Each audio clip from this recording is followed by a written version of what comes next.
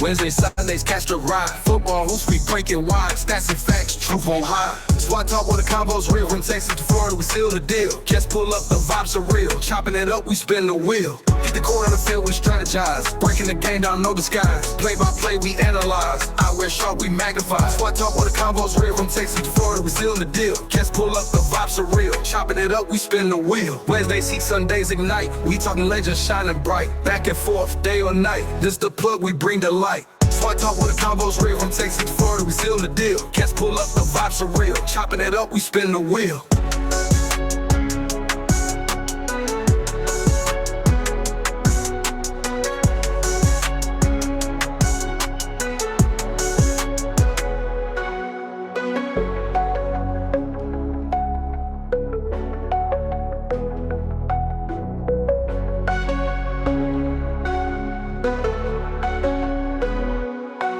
Wednesdays, heat, Sundays, ignite. We talking legends shining bright. Back and forth, day or night. This the plug, we bring the light. SWAC talk where the combo's real. From Texas to Florida, we seal the deal. Cats pull up, the vibes are real. Chopping it up, we spin the wheel.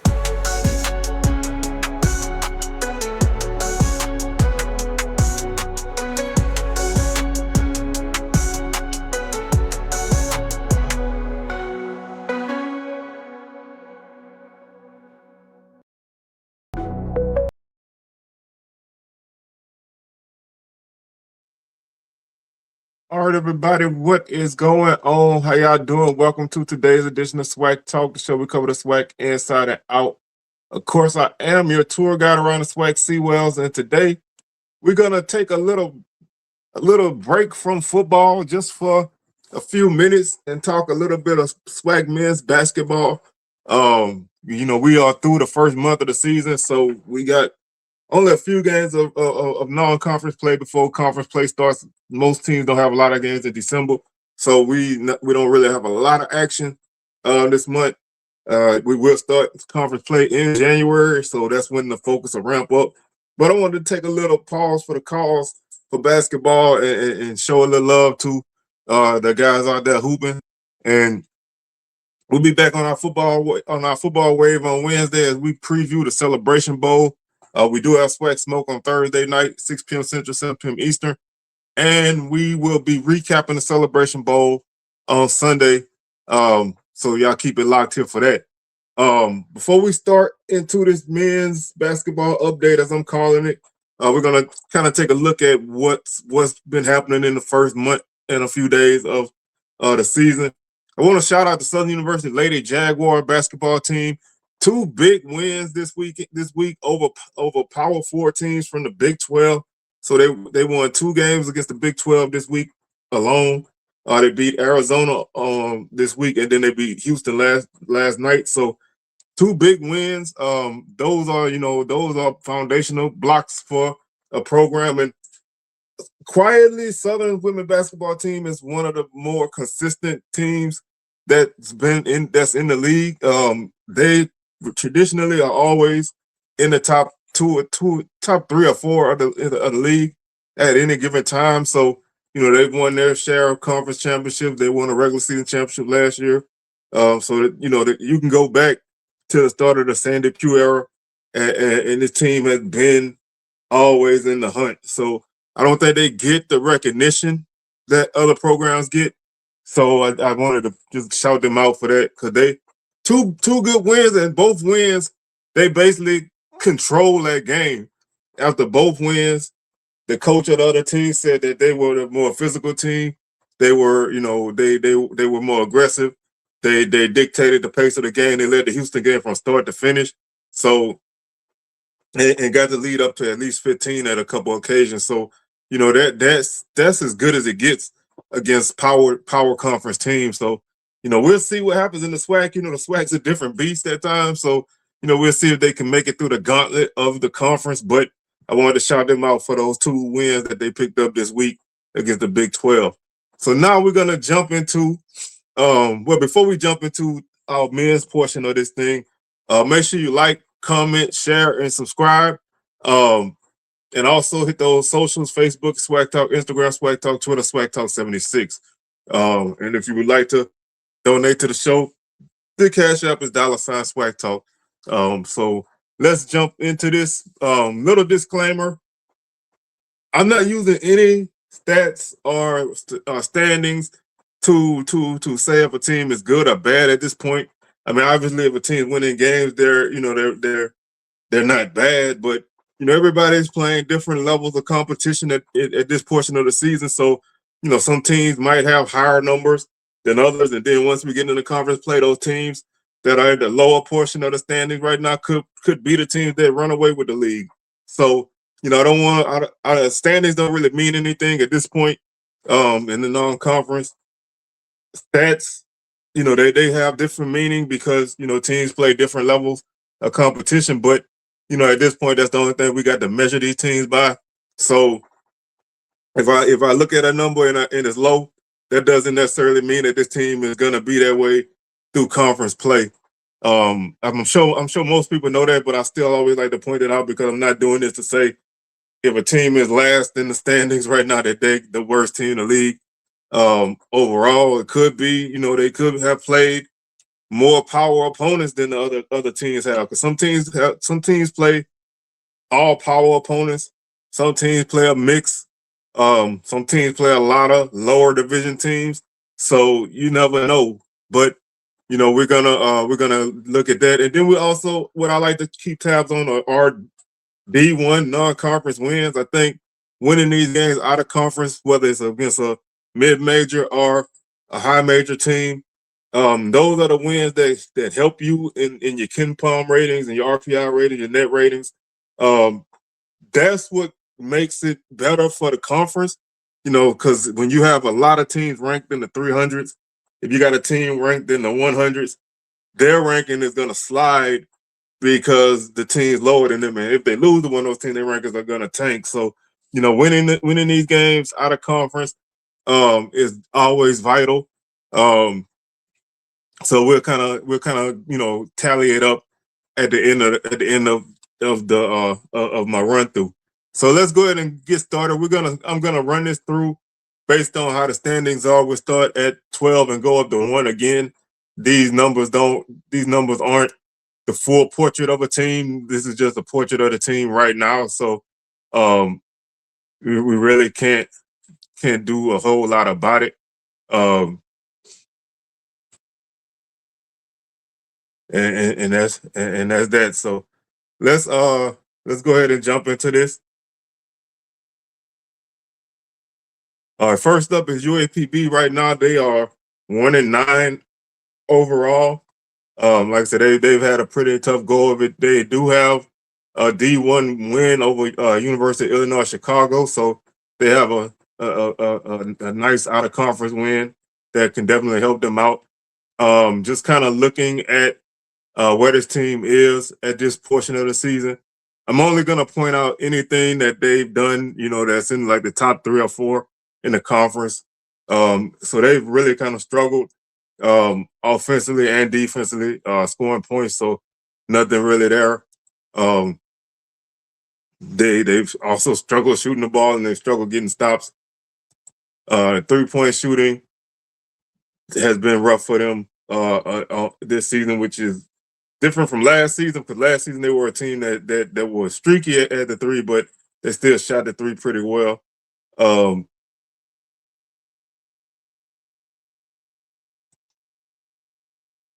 And they've taken a beating on the boards this season, so it's been rough for them there. And turnovers obviously has been an issue when you look at the way the team has been playing at this portion. So not a lot of individual things. They are 4th in block shots, so that's a solid number. They're averaging 3.7 blocks per game. So they've been doing a pretty solid job of protecting the rim, and then 3rd in assists at 13.5. So even though they haven't scored a lot of points, they are doing a good job of distributing the basketball, and they're doing a good job of protecting the rim. Right now, their leading scorer is Queon Williams. He's the 6th leading scorer in the league. Right now, he's averaging 16.8 points per game. So he's definitely a guy that you want to keep an eye out on. And he's also the 4th leading rebounder in the league, averaging 6.8 8 rebounds per game. So those are, those are all solid numbers. He seems to be a guy that could be a good factor for them if they can get some help around him. That could make them a better unit. They have 2 guys in the top 15 in blocks. So, that shows their commitment to blocking shots. Um, and that's one of those things that really can kind of go a long way. And Williams also leads the league in assists at 4.4. So he's a very solid all around guy at this point. Really a guy that's gonna be a playmaker for Pine Bluff. Um, he has a 1.3 turnover to assist ratio. So again, solid guy with the ball in his hands. And they need to put some help around him, but they played a tough schedule. They're one of the few teams that hasn't played. Um, they haven't played any lower. They haven't played any lower division teams at this point. So they've played a strictly D1 schedule, and they've taken it on the chin quite a few times. But they are, they've had a couple close games. They played a closer game against DePaul this week as well. So they seem to be a team, if they can get some momentum going, they can be dangerous once conference play starts. Pine Bluff's kind of a tough place to play in conference. So, they could snipe a couple teams there. They weren't picked very, very highly in conference. So this is like a start over, especially when you lose a guy like Dr. Bradley, who did everything for them. And Williams seems to be that guy right now for them. So we'll definitely keep an eye on the Golden Lions and see how they do moving forward. Next up is Alcorn. The Braves are also 1-9. Again, it's been a struggle for these teams in the early portion of the season. Braves do have a D1 victory. They beat Indiana State. So again, that's a solid win for them. When you look at kind of what they've done thus far this season,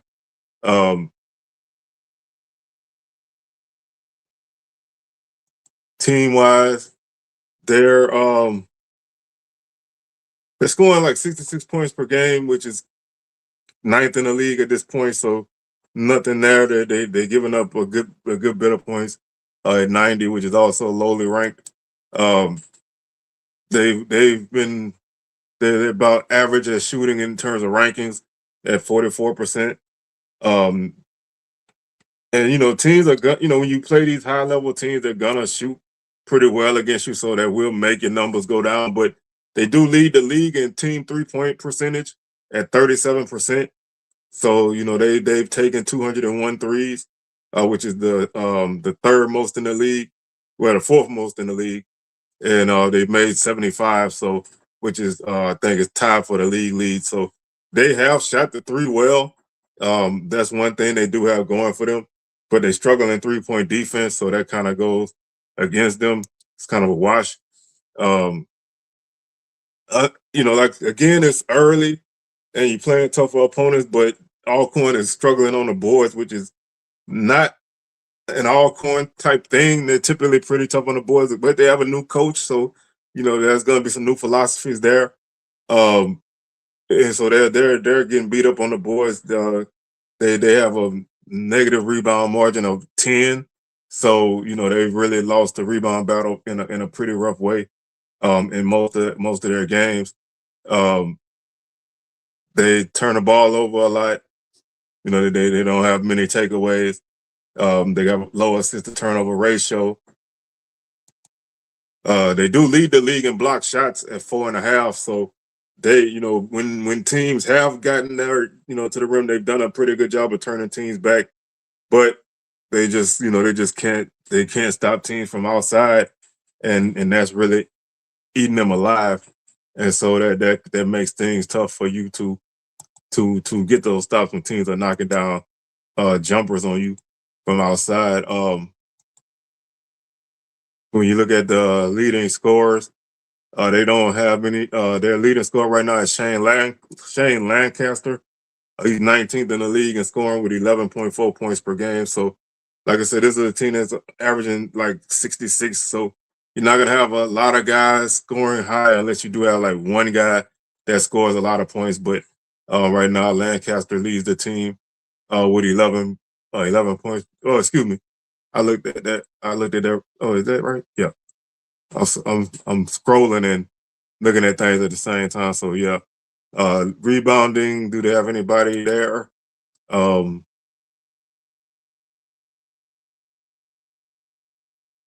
right now they don't have anybody in the top 25 in rebounding, which is, they're getting, they're only averaging 28 boards a game, so probably don't expect anybody to be there.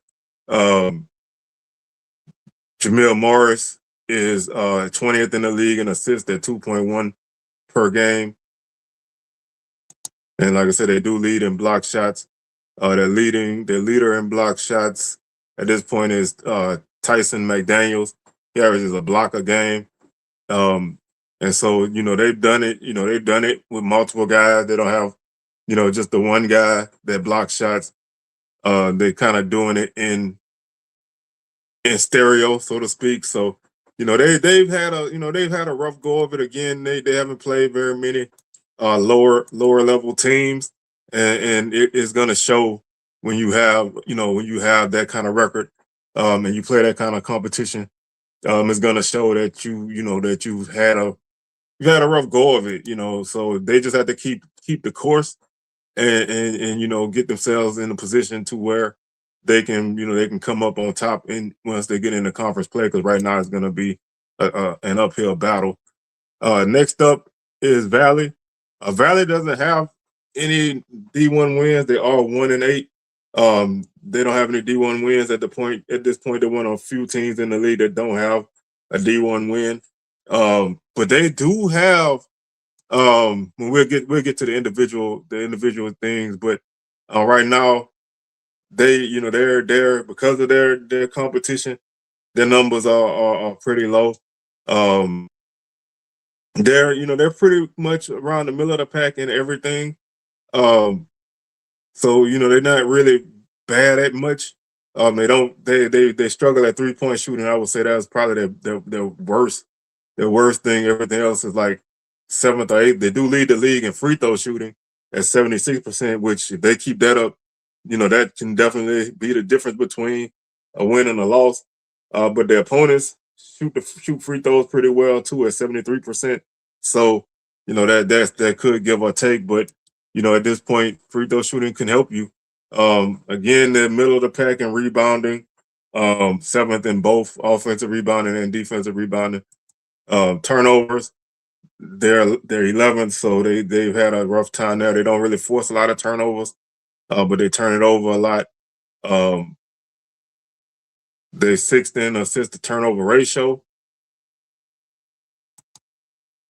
That makes them eighth in block shots, and they're fifth in assists, which is their highest ranking in almost any team stat. But they have Michael James, who is Michael James. He's the third leading scorer in the league. He's averaging 19.7 points per game. I know he went over 30 in a couple games. I think this is a guy that you want to look out for. When he's gonna need some help. Daniel Mayfield also is in the top 10. He averages 14 points per game. So they have a nice 1-2 punch. The thing with Valley is always gonna be depth. Can they have their sixth, seventh, eighth man be able to help out in conference play when things go awry. Mayfield is third in the league in rebounding, at 6.8 rebounds per game. Again, those are solid numbers against a majority D1 D1 schedule at this point. I mean, they're 1-8, and all eight of their losses are to D1 opponents. So they played a tough schedule in that aspect. Not a lot of power teams, but still a lot of D1 teams, and they've matched up pretty solidly against some of these teams. Just kind of not been able to get it going to get the wins. But you know, they have some solid pieces here. Um, the Keldrick Holmes, he averages 2.7 assists per game. Also, Michael James is at 2.3 assists per game. I would, that's like I say, I want to keep I think you should keep your eyes on a guy like Michael James.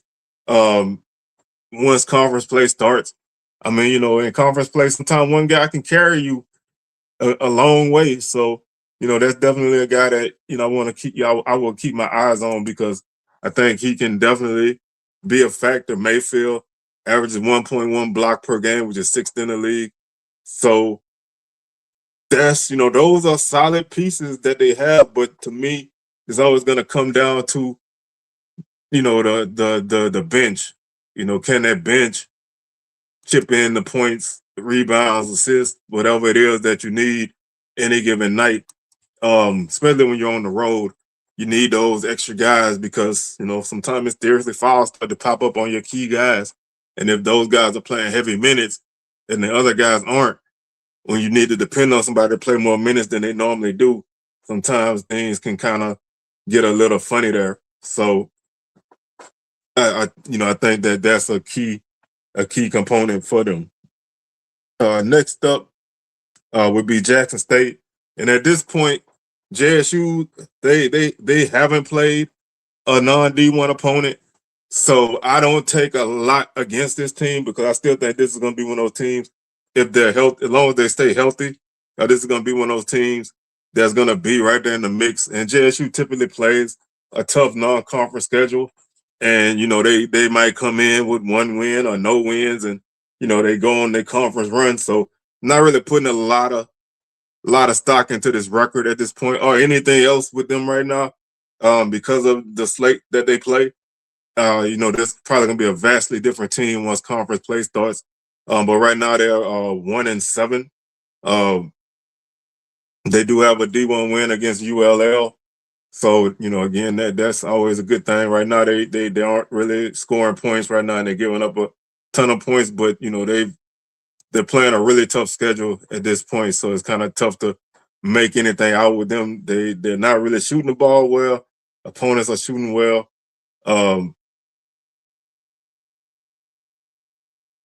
3-point shooting right now, they're struggling there as well, at 30%. And they're sixth in 3-point defense at 33%. So they are defending the three relatively well. They're fourth in free throw shooting at 74%. And they're getting beat on the boards. Last season they were extremely big inside, and they were really a team that was tough to out rebound. This season, this team's a little different. I mean, you lose a guy like Shannon Grant, then that's losing a lot of size. So you lose that guy. It's tough to replace him. With like size. So I think they're gonna have to get that in other ways. Right now, the ninth in turnover margin and the 10th in assist to turnover rate. So they've struggled there, which is to be expected when you play the kind of schedule that they play as a whole. And they're last in block shots and 11th in assists. So not again, not a lot to take from this team wise. Individually, Deshaun Ruffin, he's averaging 15.4 points per game. That's a guy you expect to stay to be higher up once conference play starts. Jamie Mitchell, he's averaging 13.5 points per game. I'm not really worried about this team. Dorian McMillan, that's another guy that can score. He's at 11.3. I'm not I'm gonna say this over and over when I talk about this team and a couple other teams. I'm not worried about these guys at this point. If it's early February and they like 0-4, then I'll start to worry. They really have a rough January. Then I'll start to worry. But at this point, I'm not concerned. I everybody made the tournament this year anyway. So yeah, other than finishing first and winning the regular season, and maybe getting the top four and getting a bye. Other than that, it don't really matter where you finish. And as we saw last year, you could finish first and not make it to you can not make it out the first round. It don't really matter in the SWAC. So at this point, I'm not really super concerned with where this team is. But I think we'll find out because they're gonna have to hit the ground running um, once conference play starts. Mitchell right now is the leading rebounder at 4.1 rebounds per game. So like I said, I don't really have a lot to focus on with JSU at this point. I'm not worried about where they are. I'm not worried about their record. I think this team will be fine once conference play starts. And I mean, their only win is a D1 win. So, I mean, I rather that than to have, and this goes for a lot of teams, including my own. I rather have one win and that be a D1 win than to win a bunch of games against lower division teams and maybe only have one D1 win because it basically still equals out to one D1 win. So at this point, I'm not really concerned with JSU. We'll keep tabs on them once we get into January. Next up is Texas Southern again, another team who historically plays a tougher schedule. They do have right now. They do have. They don't have a D1 win at this point, but that's to be expected. TSU plays a tough schedule, so not really a lot to take away from them. They are scoring at a decent clip though with this schedule, scoring 73 points per game. Again, they're giving up a decent amount of points, but they're scoring pretty well for the competition that they're playing. Shooting 44%, which is sixth. 3-point shooting, they're sixth at that at 33%. Rebounding, sixth at 33.9%, 33.9 rebounds per game. They're seventh in turnover margin at minus 1.43. And they're last in assist to turnover rate. They are 11th in block shots and 12th in assists. I'm not again, just like JSU, even though last year didn't turn out to be like TSU typically would be, I don't really take a lot away from where they are. They played a really tough schedule. And so it's gonna be, it's always gonna be interesting to see where they stack up once conference play starts. Troy Humpstead leads them with a 15.8 point per game average. He also is leading the team in rebounding at this point. Where did I see him? He's second in the league in rebounding right now, with 8.3 rebounds per game. So he's almost a double-double guy in the non-conference. I would expect to see him be a double-double guy in conference play as long as, he's on the floor. And so, again, just like Jackson State, not really making a lot of headway positively or negatively about TSU. They'll be okay once conference play starts. They always play a tougher schedule. And so, they typically come in with one or no wins and they go from there. So not really putting a lot of stake into where they are. Next up is FAMU. They won their first game of the season the other night. They're 1-5. They haven't played a lot of games. They're like the only team that's played 6 games. They haven't won a D1 game yet. They haven't played a lot of D1 games yet. Under Coach Ward, we don't really know where this team is. So, this is total work in progress. So not a lot to take from these guys. Right now they're averaging 66 points per game. So the scoring is kind of low at this point. We'll see how that goes in conference play. They're shooting 40% from the field, which is 9th in the league. They're shooting 31% from 3, which is 7th in the league. They're averaging about 32.2 rebounds per game, which is 9th in the league. They are 10th in turnover margin at minus 4.5. They average 18 turnovers a game, which is tops in the league. They forced 13 and a half. So they had a rough go of it there. They Like I said, it's tough with this team because they haven't even played that many games, so you really don't have a feel for who they are. They ninth in block shots. They seventh in assists. Individually, Jaquan Sanders is averaging 3 assists per game to lead the team. When you look at scoring,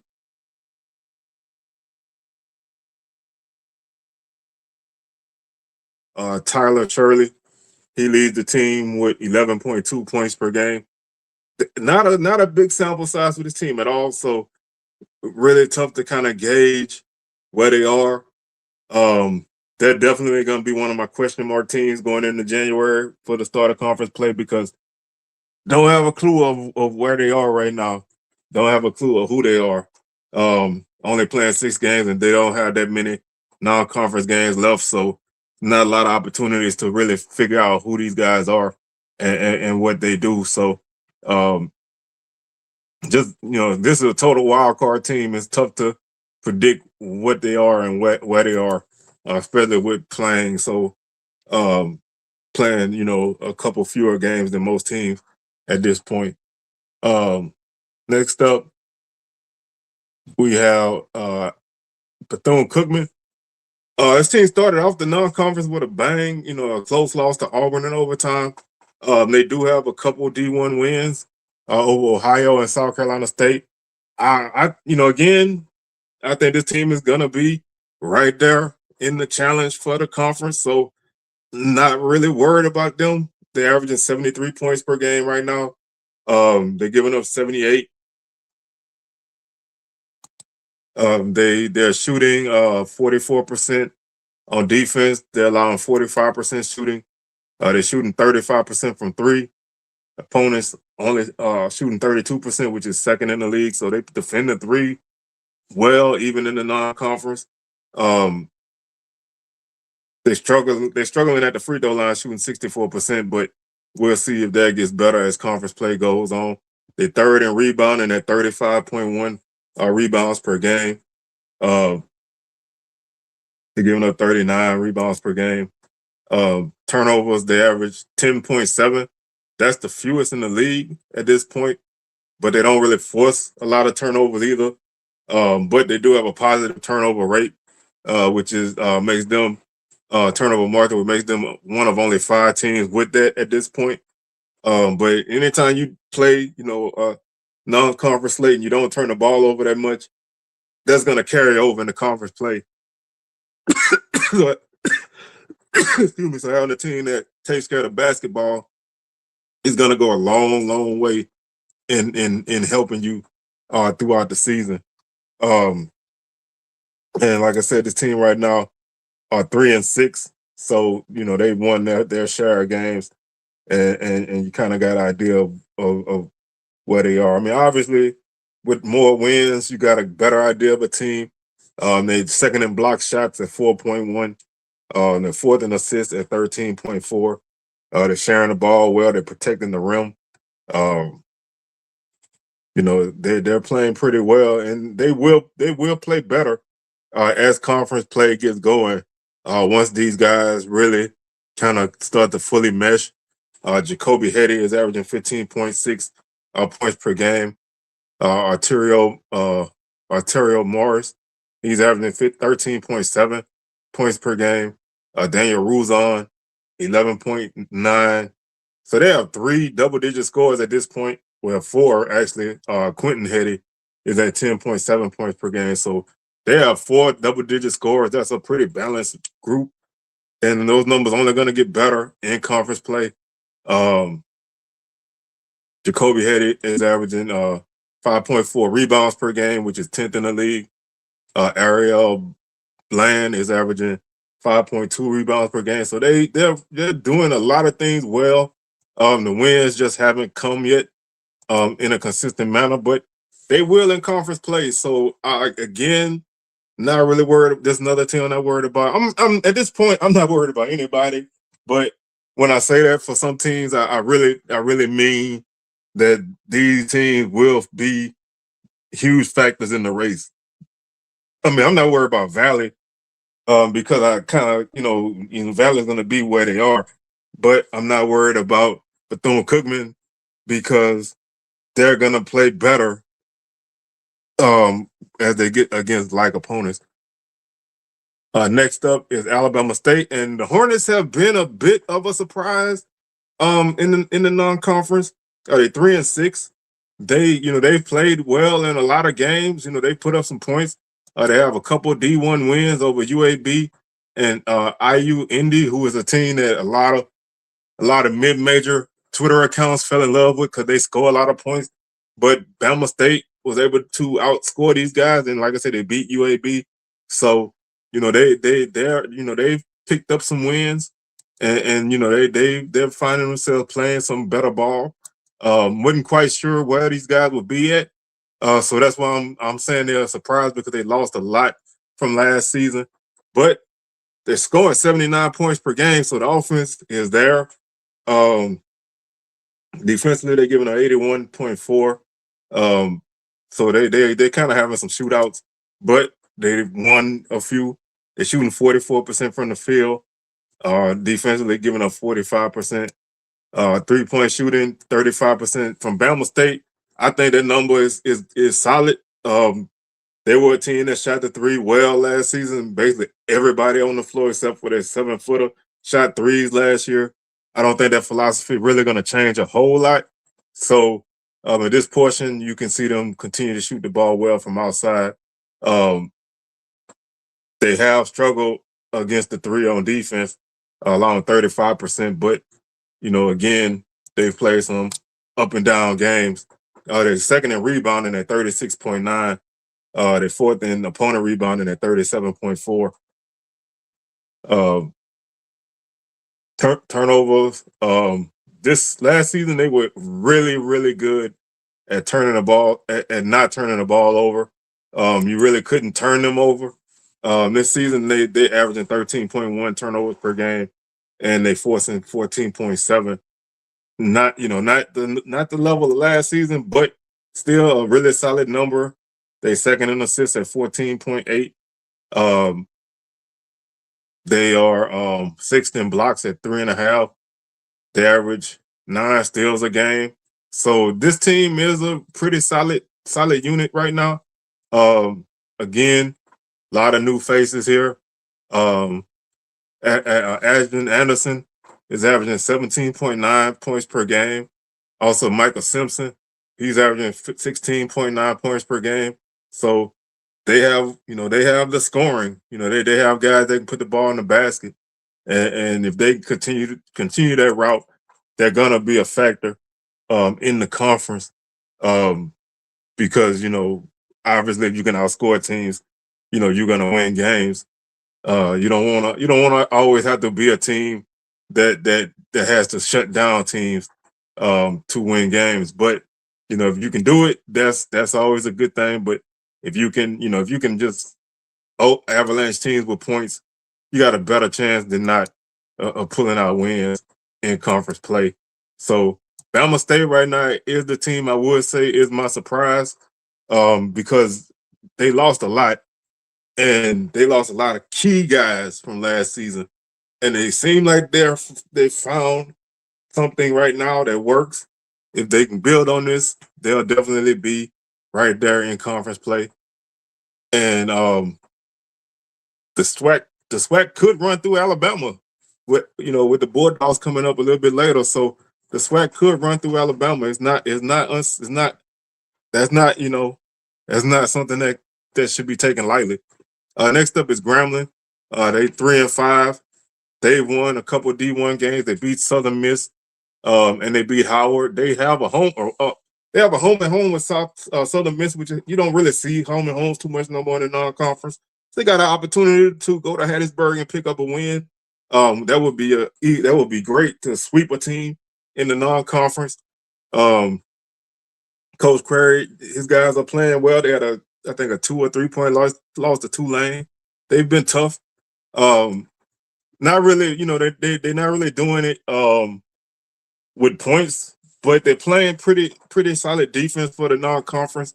Right now, they do lead the league in uh defensive scoring at 73.4 points per game. I know you probably saying that's a damn lot of points, but when you look at what teams are giving up early in the season against these schedules, that's not bad, and that number's gonna drop when you get into conference play.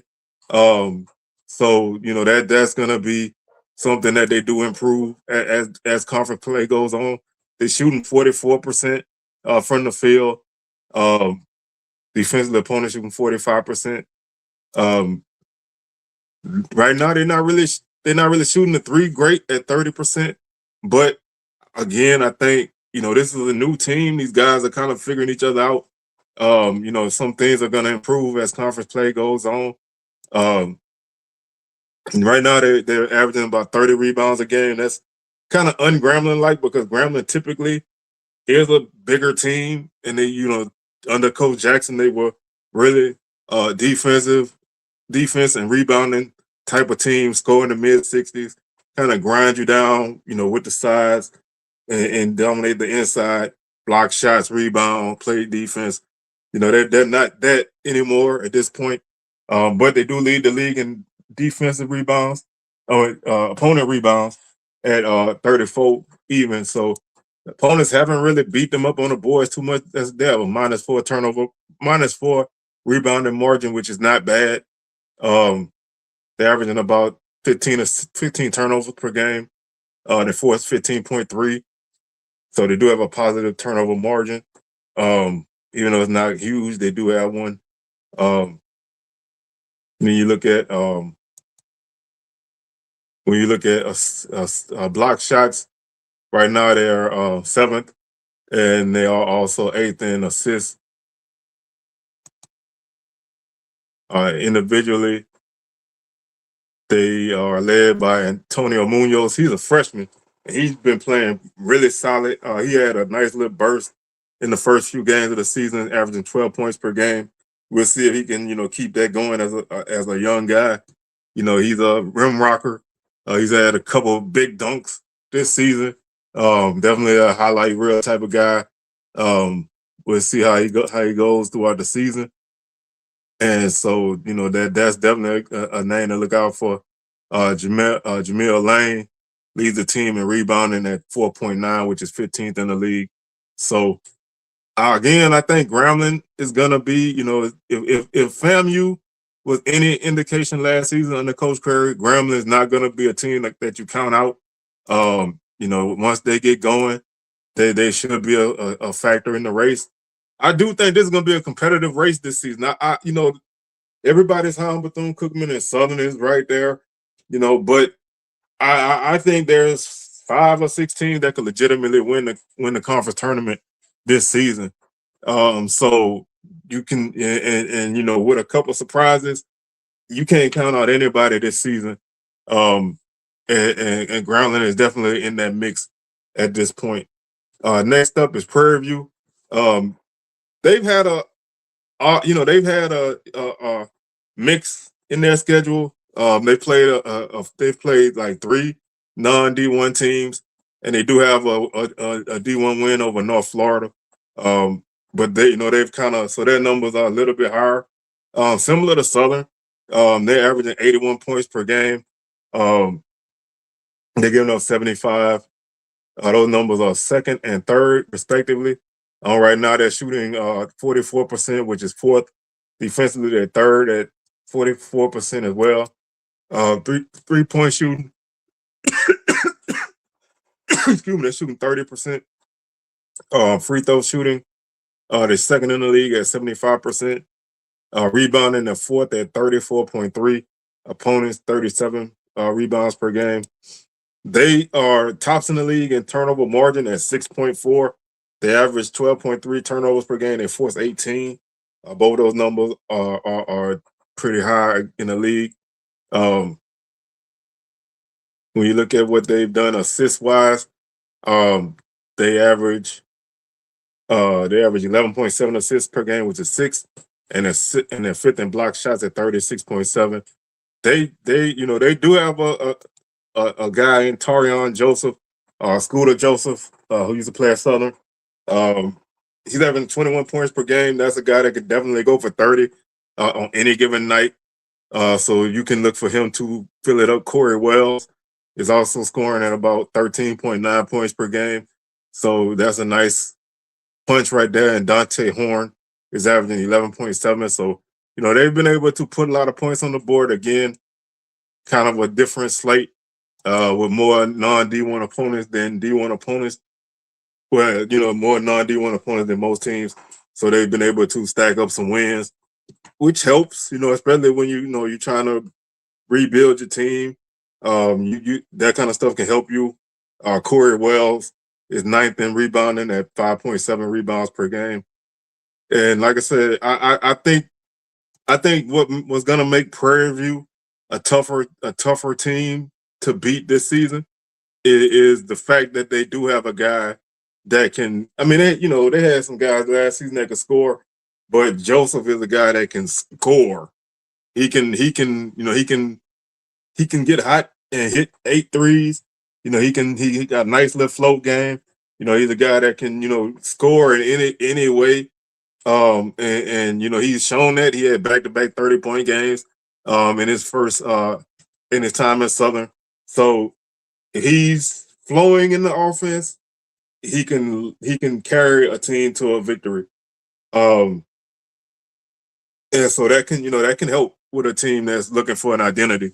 So we'll see, if he can make that big difference with them right now. But definitely, they're kind of on the fringe right now. But all you gotta do is get in, and with 12 teams making a tournament out of 12, you're already in now. So you get in, and then you go from there. So I think that they are in the mix in that aspect.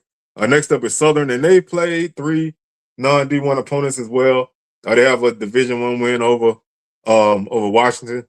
They should have had a win over Northwestern State. They should have had a win over Washington, but they let that game get away from them. Double overtime loss. Really competitive in that game. Really, toe to toe physically with Washington. Again, obviously this team was picked second in the conference, and I think that they've shown, in most games that they have that identity. They're gonna play a lot of guys. They're gonna play defense. They got pretty good size now. They're still not the best shooting team from outside, but they do have some playmakers. So I think this team will be there. They're 4-4 right now. They're scoring 92 points per game, which is top in the league. They're fourth in scoring defense at 78 points per game. They are first in score in field goal percentage at 49%, first in field goal defense at 42%. 3-point shooting, they're shooting 36%, which is actually not as bad as I thought because they have had some low shooting nights. They're fifth in the league in 3-point percentage defense at 32%.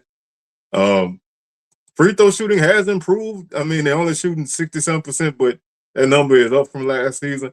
They lead the league in rebounding at 40 rebounds per game. They're second in opponent rebounding at 36.4. They're second in turnover margin at 4.6.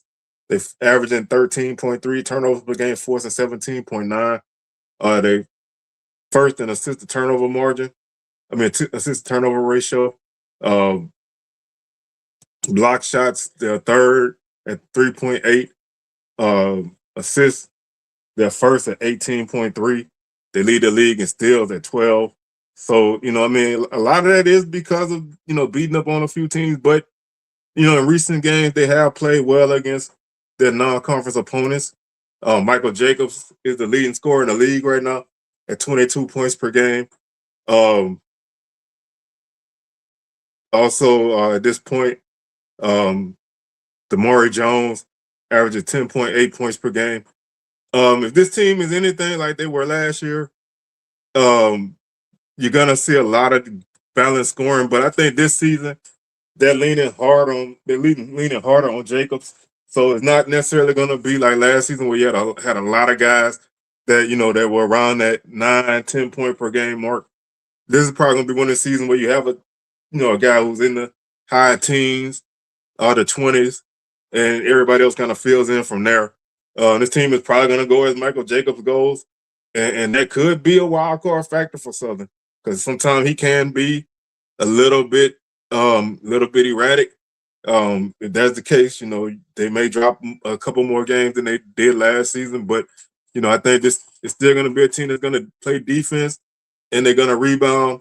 Um, I'm going to have to get better at pronouncing this guy's name, but Malik Abu Gowad, he's leading the league in rebounding right now, averaging 8.5 rebounds per game. Also, Jones is at 6.3 rebounds per game. He's sixth. So they've done a good job on the board. They're getting, good ball movement from Ambery and Jacobs. When he's on point right now, he's averaging 4.3 rebounds per game. Ambery is at 4.4. So this is, this is a solid team. I mean, obviously, that's not really a surprise for a team that's picked to finish second. The pieces are there. They've shown it in games like against Washington, for a half against Marquette. They competed with San Jose State. Then they beat Northwestern State. So other than like that first game against Arkansas, I think it was, where they totally got blown out. They've been in most of the games they played against D1 teams. So that should show where this team is. And I think, they will be in the mix come conference play. The team right now they're also 4-4, but this is probably the team that's more of a surprise to me this season than anybody, and that's Alabama A&M under Coach Jackson. They have some D1 wins right now under their belt. They have 3 D1 wins. They beat Charleston Southern, they beat Lindenwood, and they beat Tennessee State. So they won 3 out of their 4 wins all against D1 opponents. That's solid.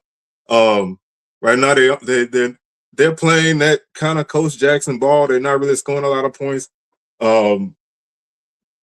They playing solid defense right now. They're allowing 73.9 points per game, which is second in the league.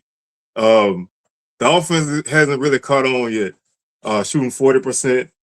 Defensively, they're second at 42%, 44%.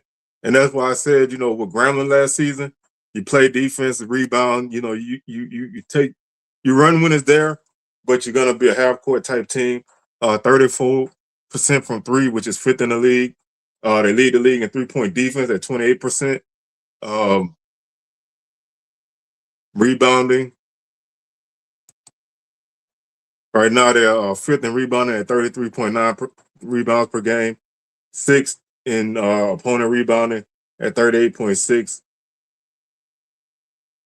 Turnover ratio, they are 6th at minus 0.88. And they are 10th in block shots right now, so they haven't really gotten that aspect down yet. But Kentavious Dozier is their leading scorer. He's averaging 13 points per game even. That's a guy that can go for 30, and you surround him with guys that can chip in points here and there. That's the formula that they had at Grambling. And I think that can be the formula here. This is definitely a dark horse team in the SWAC because they have an experienced coach that's won in this league. He's an Alabama guy. He knows the area. He's gonna be fine now once he gets his pieces in place and he gets his style of ball instilled in these guys. They're gonna play defense. They're gonna rebound. He's gonna have bigs that protect the rim. And, he got a guard like Dozier this season who's going to be able to score because Grambling's always had good point guard play in his time there. So I think this team is a dark horse team to win the tournament. Regular season, not quite sure because I'm not sure how long it'll take them to really get meshed in conference play. But having 3 D1 wins at this portion of the season, which are the most in the league, I think that, that's a good start. And this team is definitely the surprise of the conference. If I said Bama State was the surprise, I really think Bama and them is the surprise. And that's why I say the SWAC might just go through Alabama this season, because it's going to be tough to beat these two teams. That's going to be a super tough road trip this season for anybody that's got to take it. So that's our basketball update right now. I want to close it out with looking at the D1 wins. Right now this season, we have 13 D1 wins. We only have 3 teams that don't have a D1 win. Last season, we finished with 11 as a whole in the non-conference. So we're already 2 ahead. And like I said, winning these games is what helps your KenPom rating, helps your net rating. You know, it's really the bottom. The more 300 level teams you have, the worse it is for your higher level teams. And they can you almost have to go undefeated in conference to come out well when it comes seeding time. And we all know that's not really possible. I haven't seen it happen. I've seen only a couple teams even lose 1 game in conference. So, the odds of you losing games in conference is always there. And so you don't want to have those games count against you to a heavy degree. And having the majority of the teams, 9 out of 12 win at least 1 D1 game, I think that's a tremendous mark for this season. And that's pretty much where we stand. So do want to run through really quickly the schedule I'm just gonna go for the schedule for this week. Today we have Valley at Kansas State, Grambling at Southern Miss, and Southern at Texas. Wednesday we have Pine Bluff at Tulsa, Jackson State at Houston, and Southern is at Texas State. Thursday, Bama State at Missouri. Friday, Jackson State at Northwestern. And Wildcats, Prairie View at South Dakota. Arkansas Baptist at Alabama A&M. And Sunday, we don't have any Friday games, so those last 3 games are Saturday games. Sunday, Texas Southern at Minnesota, Bethune-Cookman at Missouri. Monday, Ecclesia at Pine Bluff, North Alabama at Alabama A&M. And Tuesday, Tarleton State at Valley, and Southern at California Baptist. So that's going to do it for today's show, man. I thank y'all for tuning in. We'll be back Wednesday with our Celebration Bowl preview, and Sunday Celebration Bowl recap, Thursday SWAC Smoke, 6 p.m. Central, 7 p.m. Eastern. And I'll catch y'all on the rebound. Peace.